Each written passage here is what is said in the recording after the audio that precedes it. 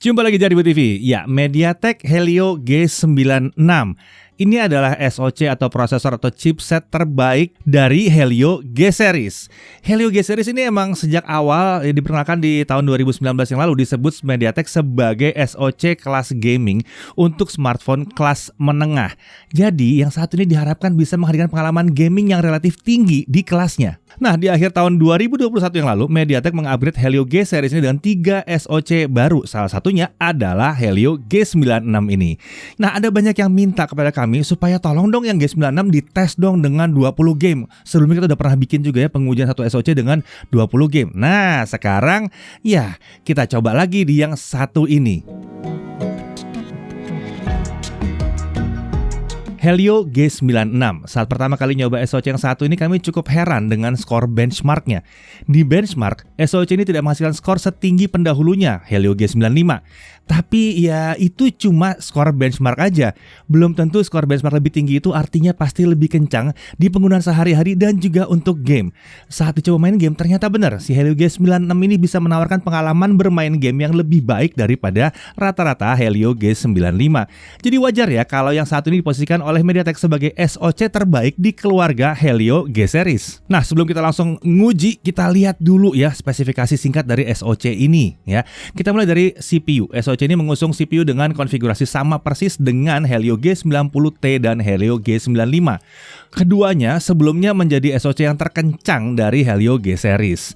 Ada 2 Cortex A76 di 2,05 GHz dan 6 Cortex A55 di 2 GHz untuk CPU si G96 ini. Konfigurasinya terbilang cukup umum ya untuk kelas menengah. Nah, beralih ke GPU, SoC ini pakai Mali G57 MC2.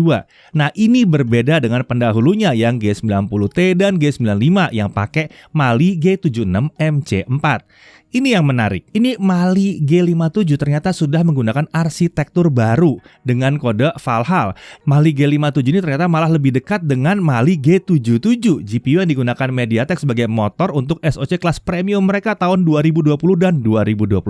Dukungan RAM dan storage yang ditawarkan SoC ini adalah LPDDR4X 2133 MHz untuk RAM dan UFS 2.2 untuk storage. Ini mumpuni lah untuk kelasnya ya.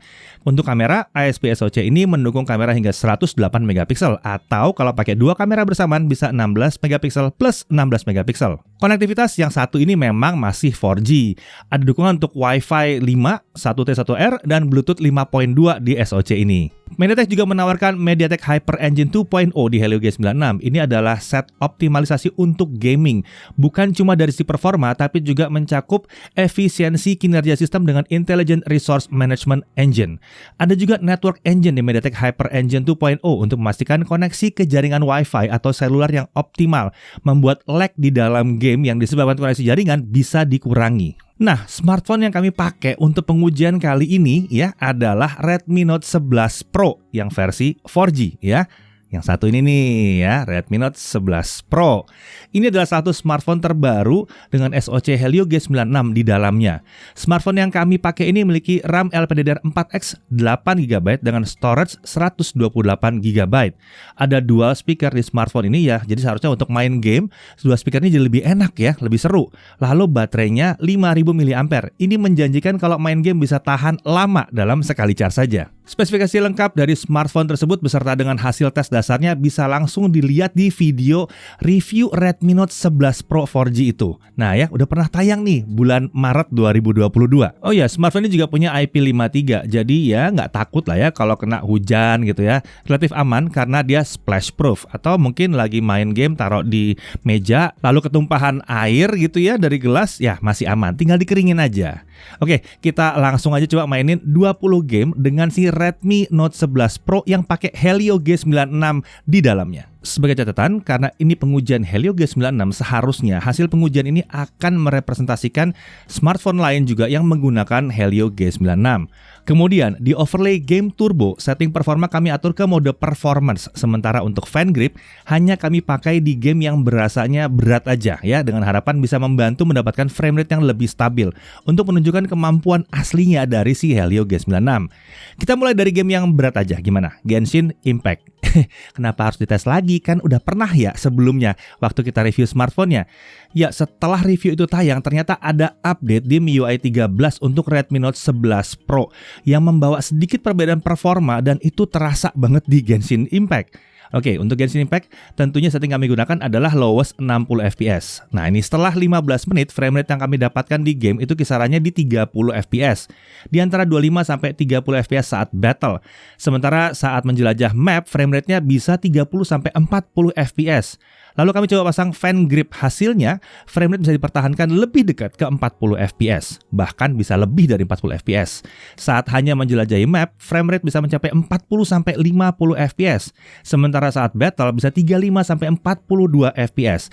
Ini jauh lebih nyaman dibandingkan tanpa fan grip. Lalu Call of Duty Mobile. Game ini kami pakai karena ternyata banyak yang minta kita ngetes pakai game yang satu ini.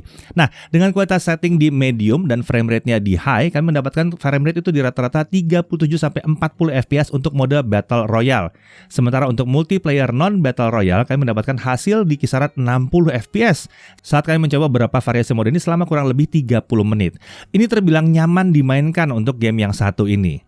Lalu lanjut ke Real Racing 3. Sayangnya memang game ini belum bisa berjalan di atas 60 fps untuk smartphone yang satu ini.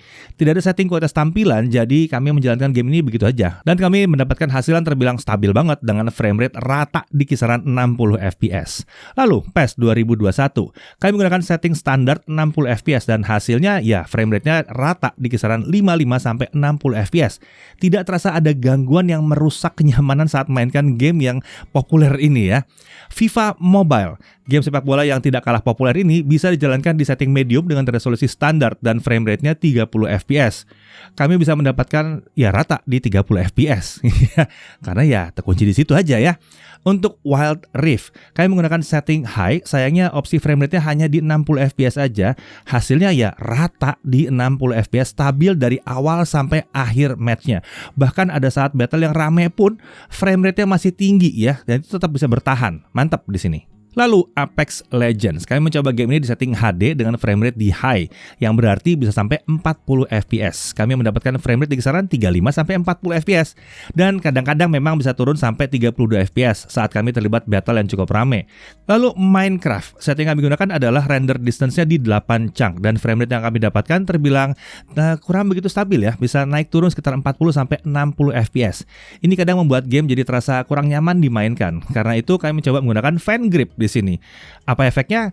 Ya ternyata frame-nya tetap naik turun, tapi setidaknya lebih stabil. Sekarang jadi 50 sampai 60 fps. Ini jadi lebih nyaman untuk dimainkan. Hungry Shark World. Game ini kami jalankan di setting tertinggi, hasilnya game ini bisa mulus dan lancar jalannya di sekitar 60 fps dan hasil ini bisa dipertahankan sampai kami mainkan game ini lebih dari 15 menit. Kemudian Final Fantasy 15 Pocket Edition. Kami awalnya mencoba game ini dengan setting medium, standar resolution 60 fps. Sayangnya game ini belum bisa lancar-lancar amat dengan frame rate di kisaran 35 sampai 55 fps. Jadi kami coba turunkan setting ke light dengan resolusi dan frame rate yang sama. Hasilnya dia bisa 55 sampai 60 fps. Sesekali bisa turun ke 50, tapi ya ini sudah jelas jauh lebih nyaman untuk dimainkan. Lanjut ke Grid Auto Sport. Kami tidak menggunakan HD asset di game balapan yang terbilang populer ini ya. Hasilnya, game ini bisa berjalan cukup rata di 30 fps sesuai dengan batas atas frame rate untuk game yang satu ini. Sayangnya, game ini belum mengizinkan buat dia bisa jalan di atas 30 fps. Jadi ditahan aja di 30 fps. Lalu beralih ke Sky. Game ini tampilan dan gameplaynya unik ya. Terlihat sederhana tapi sebenarnya ini game yang cukup berat. Kami menggunakan setting boosted mode dan frame rate dibatasi di 30 fps. Hasilnya game ini mulus lancar di 30 fps. Membuat ini ya jadi nyaman lah mainnya ya, karena emang ya di limit atasnya jalannya. Lalu sekarang Real Flight Simulator atau RFS. Game ini ternyata juga banyak diminta ya, oleh kalian. Jadi kami coba sertakan kali ini. Kami menggunakan setting high di native resolution. Sayang sekali game ini terkunci di 30 fps aja. Jadi ya sepanjang flight kami mendapatkan frame rate yang rata di 30 fps. Ini salah satu penyebab kenapa game ini jarang banget kami pakai atau bahkan nggak pernah kami pakai untuk pengujian. Karena ya agak susah menampilkan performa sesungguhnya. 30 ya 30 aja rata gitu. World of Tank Blitz. Game perang dengan tank ini kami jalankan di setting low dan frame rate yang kami dapatkan terbilang stabil di sekitar 60 fps. Sesekali ya mendekati akhir battle ada sedikit drop, tapi itu cuma ke kisaran 50-an fps saja. Jadi tidak terasa mengganggu. Game ini masih nyaman banget dimainkan jadinya. Ragnarok X Next Generation. Ini ternyata juga banyak diminta agar disertakan ya. Jadi kami coba ya. Perlu diingat untuk game MMORPG seperti ini, ketika ada banyak pemain yang ada di satu area bersamaan, potensi terjadi penurunan frame rate akan sangat besar sekali. Jadi kami coba untuk menghindari area dengan banyak pemain supaya bisa kelihatan rata-rata yang benar seperti apa. Kami pakai setting prioritize performance dengan frame rate di 60 fps. Hasilnya saat hunting monster kami mendapatkan frame rate di kisaran 50 sampai 60 fps. Sementara pada saat kita jalan-jalan mengitari kota, frame rate-nya di kisaran 55 sampai 60 fps. Kemudian Beach Buggy Racing 2, game racing arcade yang seru ini kami coba jalankan di setting kualitas normal. Resolusinya max, hasilnya frame rate-nya di kisaran 55 sampai 80 fps. Ya, game ini bisa jalan di atas 60 fps. Tapi sayangnya memang game ini cukup berat dan belum bisa stabil di 90 atau 120 fps. Tapi dengan frame rate yang didapatkan ini, gamenya masih dirasakan nyaman untuk dimainkan. Lalu ada Pokemon Unite. Untuk game MOBA dengan tema Pokemon ini kami coba setting high. Hasilnya frame rate yang kami dapatkan terbilang rata dan stabil di kisaran 60 fps. Game ini terasa sangat nyaman dimainkan di Helio G96. Penasaran dengan setting yang lebih tinggi, kami coba ganti ke setting highest. Sayangnya di sini frame rate belum stabil, masih bisa turun ke kisaran 35 sampai 40 fps. Jadi lebih baik pakai setting high aja di sini. Udah bagus sekali kok gambarnya. Free Fire Max. Di game ini semua setting terbuka. Jadi ya kita coba dulu setting tertinggi, max dengan frame rate di high. Hasilnya saat kami coba mainkan game ini, frame rate yang didapatkan ada di 60 fps. Dan bisa dibilang cukup stabil, mulus dan lancar dari awal sampai akhir match. Nggak punya masalah ya G96 di sini ya. Lalu, Yu-Gi-Oh! Master Duel. Nah, ini juga salah satu game yang diminta di kolom komentar dalam beberapa video review kami. Tapi kami cukup heran ya, game ini kan harusnya bisa dimainkan nyaman tanpa frame rate yang tinggi. Ya udahlah, tapi nggak ada salahnya kita coba. Kami pakai setting normal dengan slider performa di mentok kanan, alias performa tidak dibatasi. Hasilnya kami mendapatkan frame rate di kisaran 40 sampai 50 fps. Naik turun tapi untungnya tidak mempengaruhi kenyamanan saat mainkan game yang satu ini, karena emang nggak butuh frame rate tinggi di sini. Honkai Impact 3. Post Honkai Odyssey di game ini juga banyak diminta untuk diuji. Ya, kami coba juga kali ini ya. Settingnya ada di low dan semua efek dinonaktifkan. Hasilnya kita dapat frame rate di kisaran 20 sampai 40 fps. Masih bisa dimainkan, walaupun ya kami mendapatkan tampilan yang agak kurang mulus lancar. Jadi kami coba pasang fan grip dan hasilnya frame rate-nya bisa naik ke 30 sampai 45 fps.